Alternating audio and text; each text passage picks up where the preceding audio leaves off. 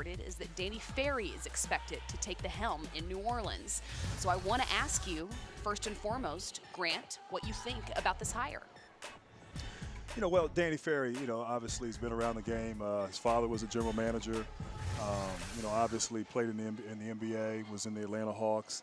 There was a situation that occurred, and obviously enough time, I guess, has elapsed where New Orleans felt like, it was time to bring him in. But I think, first of all, just sort of processing the firing.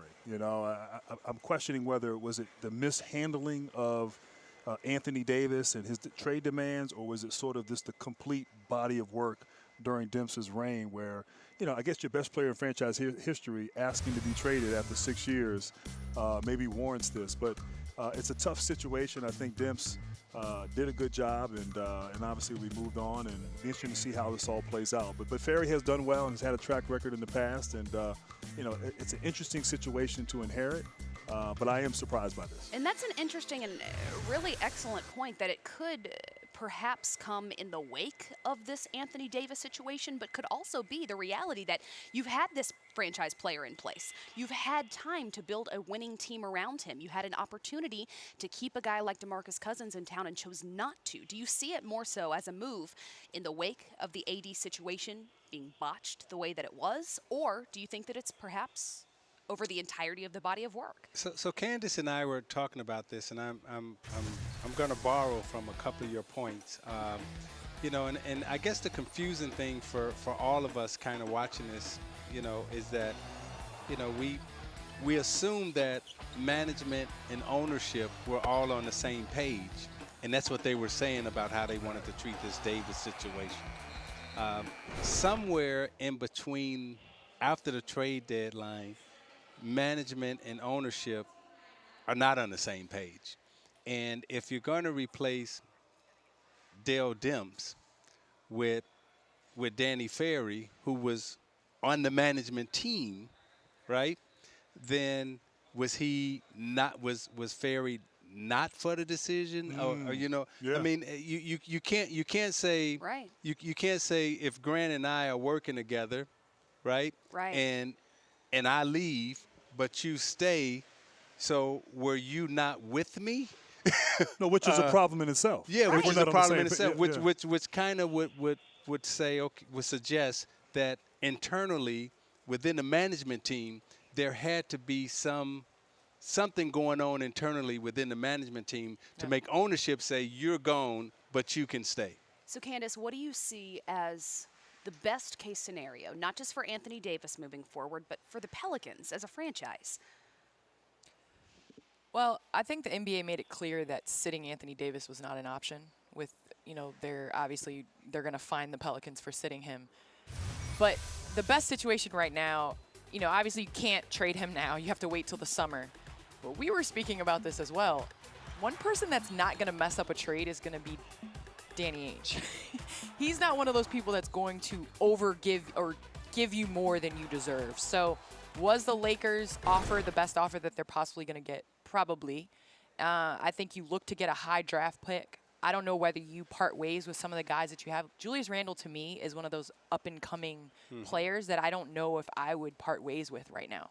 I think he's still young and still able to develop. And I think you go from there. I was really surprised with this firing because I think, like what you said, a united front is usually what happens. Management as well as ownership usually is on the same page. And that just didn't happen, apparently. And it'll be interesting to see, too, Candace, what direction they take. Do they try to quickly rebuild, keep a Julius Randle, Drew Holiday, maybe do a trade with one of these teams and now sort of still be in the playoff picture, if you will? Or do they try to blow things up and kind of start all over again? And that remains to be seen. But I do think Boston, I think L.A., I think there'll be other teams that maybe we're not thinking about right now that will really try to, go after a once-in-a-lifetime player. And you got to kind of see how things play out. Teams have expectations. Teams may not reach them. And teams have assets that they can use to go after them. So I do think there'll be other teams that emerge, but I think right now the favorites have to be L.A. and Boston. Do you think, though, that as Candace mentioned, that the best offer they were going to get for AD has already come and gone? I don't know. I mean, I think it depends on what exactly they're trying to accomplish. They have to have lost leverage at this point, though, right? Because the Lakers at this point, if they come back with another trade offer this summer for Anthony Davis, it's not going to look the same as it did to get him before the trade deadline, knowing that you can get him as a free agent next season. So I would say it's up to whoever the new manager is going to be, he or she, right? He or she, and if it's Danny Ferry, right? He's got to somehow say, okay, how can I get back on the same page with Anthony Davis? There's got to be some type of communication that happens between Davis, his representatives in the organization, to see if there's some way that we can get through these next 25, 27 games without it being so chaotic. So Alvin Gentry can have a chance to continue to coach and develop. And then you got to come up with a game plan. What is it that we're trying to do moving forward? Are we trying to rebuild, or are we trying to get this type of asset for our team, this type of player for our team? What type of team we're trying to build? And is Alvin Gentry still going to be our coach? So there are a lot of questions that are yet to be answered, and it all depends on the next person that's sitting in that chair. He or she will have the answers. But now, because of the way it was so publicly handled, through the media, through the Pelicans organization, the Lakers organization, Anthony Davis himself, and Anthony Davis's representation, we now know that not only does he want to be traded, he wants to play for the Lakers. So you would imagine that any other team that does have assets to give up, as we've mentioned the Boston Celtics so many times, would give up less, knowing that you're getting a one-year rental. Well, that's the thing that they're in battle with now, especially if Kyrie does not re-sign with Boston. Because you're looking at something where July 1st is when free agents sign, or, you can re-sign Kyrie Irving. The draft is before that. So then you're depending on Kyrie making his decision to figure out whether, because if I don't sign Kyrie back, I'm keeping Jason Tatum. Because Jason Tatum, to me, is one of those players that can develop into a perennial all-star, has the potential at least to be in that. And, just in terms from an organization standpoint, if you have somebody like Anthony Davis, you need another star player to really bring him in. And that's something that they're going to have to battle with, because teams aren't going to want to just rent him. They're going to want confirmation that he's going to resign. What then do you see as the best case scenario for the Lakers now in this current situation, knowing that they thought AD could be in purple and gold post-trade deadline, knowing he's not, but also knowing that in the near future he could choose to be without having to give up any assets? That's the predicament that you're in as a Laker. I go for the sure thing, and I think I make the trade. I'm huge on keeping Kuzma. Kuzma, to me, would fit perfectly. He fits seamlessly with LeBron. He will add to Anthony Davis's game with his ability to stretch the floor, long, athletic, can defend, because really you're building against beating, right now, Golden State. And you have to be able to switch on that perimeter. They're long, they're athletic, they're capable of moving.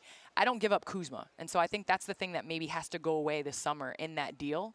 And that's something that the Lakers are going to have to discuss. I don't adhere to that. The best deal that they had was now, in the sense that I do believe you can look at Oklahoma City with Paul George. There was a foregone conclusion that he was going to go to L.A. He was from L.A. Yep. And I think in those environments, those organizations that believe in their culture and have a winning culture and just, the environment that's conducive for players and for great players to want to be a part of, I think they may take a risk. You see it with Toronto. They did it with Kawhi Leonard. All the talk was he wanted to be in L.A. It remains to be seen what he's going to do after this season. But from all indications, it seems like it's worked out. He's embraced it. They're playing great basketball. And as you get down into the playoffs and potentially, you go far, like you get emotionally invested in what's happening. And so I think there may be, and it may be a small percentage, but there may be some teams who believe in what they're doing and believe that they will be able to sell over the course of the year, much like OKC and Toronto did the last few years.